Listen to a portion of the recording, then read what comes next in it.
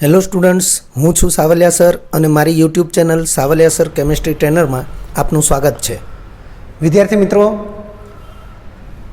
12 science કેમિસ્ટ્રીનું chapter NCERT પાઠ્યપુસ્તક પ્રમાણે chapter number 13 છે અને એનું ટાઇટલ છે એમાઇન સંયોજનો. પણ જેડબલઈ નીટ માટે આપણે એનું ટાઇટલ લઈશું નાઇટ્રોજનયુક્ત કાર્બનિક સંયોજનો. આપણે એનસીઆરટી પાઠ્યપુસ્તક પ્રમાણે વિચારીએ તો ફક્ત ને ફક્ત એમાઇન સંયોજનો અને ત્યાર પછી એ ચેપ્ટરમાં આ ડાયએઝોનિયમ સંયોજનો વિશેનો અભ્યાસ છે. પરંતુ જેડબલઈ નીટ લેવલે આપણે એનાથી વિશેષ અભ્યાસ કરવો જરૂરી છે. આ લેક્ચરમાં આપણે નાઇટ્રોજનયુક્ત કાર્બનિક સંયોજનોનું વર્ગીકરણ એના વિશે આપણે જાણીશું. અહીંયા આપણે લખ્યું છે કે નાઇટ્રોજનયુક્ત કાર્બનિક સંયોજનો, આ ચેપ્ટર માટે એક અલગ ટાઇટલ આપણે દર્શાવ્યું છે. તો એ જે નાઇટ્રોજનયુક્ત કાર્બનિક સંયોજનો છે એનું વર્ગીકરણ આપણે આ લેક્ચરમાં જોઈ રહ્યા છીએ. મુખ્યત્વે નીચે મુજબ વર્ગીકૃત થશે. નાઇટ્રોજનયુક્ત કાર્બનિક સંયોજનો જે છે એ મુખ્યત્વે નીચે મુજબ આપણે જોઈ રહ્યા છીએ કે મુખ્ય ક્રમ આપણે 5 આપેલા છે, એટલે મુખ્યત્વે 5 પ્રકારે એનું વર્ગીકરણ થશે.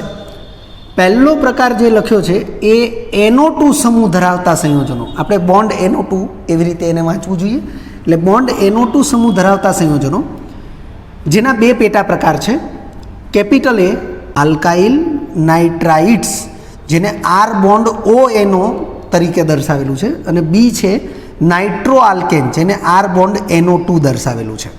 હવે એની સ્પષ્ટતા આપણે અહીંયા નીચે આ પ્રમાણે કરેલી છે કે વાસ્તવમાં નાઇટ્રસ એસિડના બંધારણમાં નીચે મુજબની ચલરૂપકતા હાજર હોવાથી ઉપર મુજબના 2 ભિન્ન સમૂહો ધરાવતા સંયોજનો હોય છે. અહીંયા તમે જોઈ શકો છો NO2 જ છે, પણ જો ઓક્સિજન દ્વારા બંધ બન્યો હોય તો એ બોન્ડ ONO કહેવાશે, જેને નાઇટ્રાઇટ્સ સંયોજનો કહેવાશે. અને જો નાઇટ્રોજન દ્વારા બંધ બનેલો હશે તો એ બોન્ડ NO2 સમૂહ કહેવાશે, જેને નાઇટ્રો આલ્કેન સંયોજનો કહેવાશે. તમે જોઈ શકો છો અહીંયા નાઇટ્રસ એસિડની અંદર આ પ્રકારે ચલરૂપકતા છે. નાઇટ્રસ એસિડનું સૂત્ર છે HNO2 નાઇટ્રસ એસિડ. હવે જો આ પ્રકારનું બંધારણ ધરાવે છે તો એ નાઇટ્રાઇટ સ્વરૂપ કહેવાશે, અને ચલરૂપકતાને કારણે જો આ પ્રકારનું બંધારણ ધરાવશે તો એ નાઇટ્રો સ્વરૂપ ગણાશે. એટલે અહીં જો આ સ્થિતિમાં હાઇડ્રોજન દૂર થયો હોય તો સમૂહ તરીકે મુક્ત બંધ એ નાઇટ્રોજન પરમાણુનો હોય છે, અને તેનાથી નાઇટ્રો આલ્કેન સંયોજનો બને છે.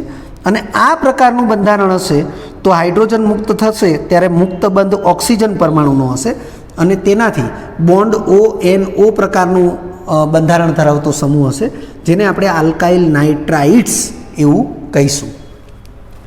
બીજા નંબરનો જે મુખ્ય પ્રકાર છે નાઇટ્રોજનયુક્ત કાર્બનિક સંયોજનોનો, એમાં બોન્ડ CN સમૂહ ધરાવતા સંયોજનો. હવે વાસ્તવમાં બોન્ડ CN આપણે સમૂહ લખ્યો છે, પણ એ પણ 2 પ્રકારના સંયોજનો બનાવે છે. એક છે આલ્કાઇલ સાયનાઇડ, જેમાં કાર્બન પરમાણુ એ આલ્કાઇલ સમૂહ એટલે કે હાઇડ્રોકાર્બન ભાગ સાથે જોડાયેલો હોય અને કાર્બન સાથે નાઇટ્રોજન ત્રિબંધથી જોડાયેલો હોય. અને બીજો જે એક પ્રકાર છે એ છે આલ્કાઇલ આઇસોસાયનાઇડ, એટલે કે આલ્કાઇલ સમૂહ અથવા તો હાઇડ્રોકાર્બન સમૂહ છે એની સાથે નાઇટ્રોજન જોડાયેલો હોય છે, અને નાઇટ્રોજન એ આ પ્રકારે 3 બંધથી કાર્બન સાથે જોડાયેલો હોય છે. વિદ્યાર્થી મિત્રો, અહીંયા મેં આઇસોસાયનાઇડ સમૂહ જે છે એનું બંધારણ સ્પષ્ટ કર્યું છે. આઇસોસાયનાઇડ સમૂહ છે એને આ 2 અલગ રીતે દર્શાવી શકાય. બંનેનો અર્થ એક જ છે. કાર્બન નાઇટ્રોજન એટલે કે નાઇટ્રોજન કાર્બન વચ્ચે ત્રિબંધ છે, એમાં નાઇટ્રોજન એ ધનભારીય અને કાર્બન ઋણભારીય. અર્થ કે એક બંધ બનાવવા માટેનું ઇલેક્ટ્રોન યુગ્મ એ નાઇટ્રોજને પ્રદાન કર્યું છે. તો આપણે એને જો એ પ્રકારે દર્શાવીએ તો એ સવર્ગ સહસંયોજક બંધ ગણાશે. એટલે આપણે એને આ પ્રમાણે પણ દર્શાવી શકીએ છીએ. સવર્ગ સહસંયોજક બંધ દર્શાવીએ નાઇટ્રોજનથી કાર્બનની દિશામાં, ત્યારે આપણે ધન અને ઋણ વીજભાર દર્શાવતા નથી. ત્રીજા નંબરે મુખ્ય જે પદાર્થ છે એટલે કે નાઇટ્રોજનયુક્ત કાર્બનિક સંયોજન છે એ છે બોન્ડ NH2 સમૂહ ધરાવતા સંયોજનો. એ પણ 2 પ્રકારના છે. કેપિટલ A કરીને લખ્યું છે એમાઇન સંયોજનો, એટલે કે જેમાં ફક્ત ને ફક્ત બોન્ડ NH2 સમૂહ જ જવાબદાર હોય અથવા તો હાજર હોય. તો એમાઇન સંયોજનો 3 પ્રકારના છે. પ્રાથમિક એમાઇન સંયોજન, જેમાં એક જ હાઇડ્રોકાર્બન ભાગ અને NH2 સમૂહ એની સાથે જોડાયેલો હોય નાઇટ્રોજન મારફતે. દ્વિતીયક એમાઇન, કે જેમાં આ પ્રાથમિક એમાઇનના એક હાઇડ્રોજનને વિસ્થાપિત કરી અને બીજો એક હાઇડ્રોકાર્બન ભાગ હોય. એટલે કે દ્વિતીયક એમાઇન સમૂહ છે એ બોન્ડ NH બોન્ડ એવી રીતે દર્શાવી શકાય. તૃતીયક એમાઇન તો જેમાં નાઇટ્રોજન પાસે રહેલો અંતિમ હાઇડ્રોજન એનું પણ વિસ્થાપન એ હાઇડ્રોકાર્બન વડે થયેલું હોય. આ સ્થિતિમાં આ નાઇટ્રોજન એ તૃતીયક પ્રકારનો નાઇટ્રોજન પરમાણુ પણ ગણાય કે જે 3 બંધ એ હાઇડ્રોજન સાથે નહીં પરંતુ હાઇડ્રોકાર્બન ભાગ સાથે જોડાયેલા છે. હવે NH2 સમૂહ ધરાવતા સંયોજનમાં કેપિટલ B કરીને બીજો પ્રકાર લખ્યું છે એમાઇડ સંયોજનો. તો જેમ અહીંયા એમાઇન સંયોજનો છે એમ અહીંયા એમાઇડ સંયોજનો છે, પરંતુ વિદ્યાર્થી મિત્રો એમાઇડ સંયોજનોની અંદર NH2 સમૂહ ઉપરાંત આ કાર્બોનિલ સમૂહ પણ હાજર છે, એટલે બોન્ડ CONH2 એ સમૂહને એમાઇડ સંયોજનો કહેવાય. તો એમાઇડ સંયોજનો તેમજ N વિસ્થાપિત એમાઇડ સંયોજનો, અર્થ કે તમે જોઈ શકો છો અહીંયા નાઇટ્રોજન પાસે 2 હાઇડ્રોજન છે, એ હાઇડ્રોજનનું વિસ્થાપન આલ્કાઇલ સમૂહ વડે થયેલું હોય, એક હાઇડ્રોજનનું વિસ્થાપન થયેલું હોય, બંને હાઇડ્રોજનનું વિસ્થાપન થયેલું હોય એવા સંયોજનો એને N વિસ્થાપિત એમાઇડ સંયોજનો કહે છે. તો એનો સમાવેશ પણ આપણે નાઇટ્રોજનયુક્ત કાર્બનિક સંયોજનોમાં કરી શકીએ છીએ. ચોથા નંબરે નાઇટ્રોજનયુક્ત કાર્બનિક સંયોજનો છે એમાં ડાયએઝોનિયમ ક્ષાર પ્રકારના સંયોજનો તેમજ તેના વ્યુત્પન્નોનો સમાવેશ થાય છે.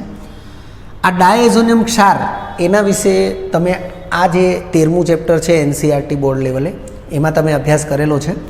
તો ડાયએઝોનિયમ ક્ષાર તરીકે RN2+X- અને ArN2+X- એટલે કે એ આલ્કાઇલ પ્રકારના અને એરાઇલ પ્રકારના એવા બંને પ્રકારના હોય છે. જો કે અહીંયાના દરેકે જે સંયોજનો છે એ આલ્કાઇલ અને એરાઇલ બંને પ્રકારના હોઈ શકે છે.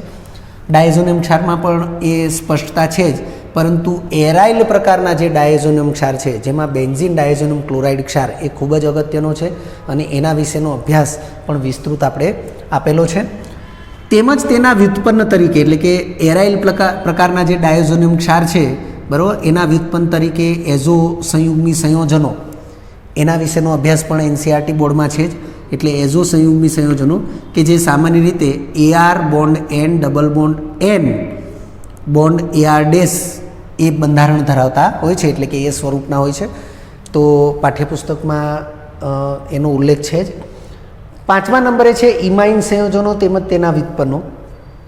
તો વિદ્યાર્થી મિત્રો ઇમાઇન સંયોજનો જે છે એના વિશેનો અભ્યાસ એ 12મું chapter aldehyde ketone carboxylic acid, એની અંદર આલ્ડીહાઇડ અને કીટોનની જે કેન્દ્રાનુરાગી યોગશીલ પ્રક્રિયાઓ છે એમોનિયા અને તેના વ્યુત્પન્નો સાથે, એમાં એનો વિશેષ અભ્યાસ છે. મેં અહીં લખ્યું છે વધુ માહિતી તો ચેપ્ટર 12 એટલે આપણી YouTube ચેનલ જે છે એમાં chapter 12 aldehyde ketone carboxylic acid એના જે કોન્સેપ્ટ લેક્ચર ડિઝાઇન કરેલા છે એમાં લેક્ચર નંબર 4 એની અંદર આની સવિશેષ માહિતી છે કે એ બધા સંયોજનો છે એ પણ નાઇટ્રોજનયુક્ત કાર્બનિક સંયોજનોમાં ગણી શકાય. તો અહીંયા લખ્યું છે ઇમાઇન સંયોજનો તેમજ તેના વ્યુત્પન્નો. તો ઇમાઇન સંયોજનો તરીકે C double bond N bond H આવું બંધારણ ધરાવતા સંયોજનો એ ઇમાઇન સંયોજનો છે. જ્યારે તેના વ્યુત્પન્ન તરીકે આપણે અહીંયા ઉદાહરણમાં 2 લખ્યા છે, બાકી એના વ્યુત્પન્ન તરીકે આપણે વિચારીએ તો આ હાઇડ્રોજનનું વિસ્થાપન અલગ અલગ સમૂહો વડે કરીએ તો એ ઇમાઇન સંયોજનોના વ્યુત્પન્નો પણ ગણી શકાય.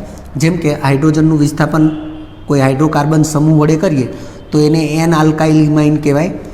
OH સમૂહ વડે કરીએ તો એ ઓક્ઝાઇન સંયોજનો કહેવાય. એવી રીતે NCERT પાઠ્યપુસ્તકની અંદર ચેપ્ટર નંબર 12 એમાં કોષ્ટક 12.2 આપ્યું છે અને કોષ્ટક 12.2ની અંદર પણ એની સવિશેષ માહિતી છે.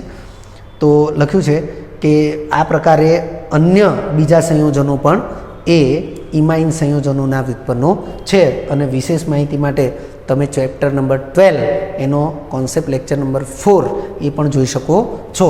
તો આ જે બોર્ડ વર્ક છે અથવા તો આજનો જે આ લેક્ચર છે એ લેક્ચરમાં આપણે નાઇટ્રોજનયુક્ત કાર્બનિક સંયોજનોનું વર્ગીકરણ દર્શાવ્યું છે અને એ વર્ગીકરણને અનુરૂપ જેટલા પણ પદાર્થો એ અહીંયા દર્શાવેલા છે એ બધા પદાર્થો વિશે પણ સવિશેષ માહિતી એ આપણી પાસે હોવી જરૂરી છે. વિદ્યાર્થી મિત્રો, જો તમને આ વિડીયો લેક્ચર ગમ્યો હોય તો લાઇક આપજો, શેર કરજો અને સબસ્ક્રાઈબ પણ કરજો. અગાઉના લેક્ચરનું રિવિઝન અને પાઠ્યપુસ્તકનું વાંચન કરતા રહેજો. આ લેક્ચર અંગે કોઈપણ ડિફિકલ્ટી હોય તો મને વોટ્સઅપ કરી શકાય. આભાર. ફરી મળીશું નવા વિડીયો લેક્ચરમાં.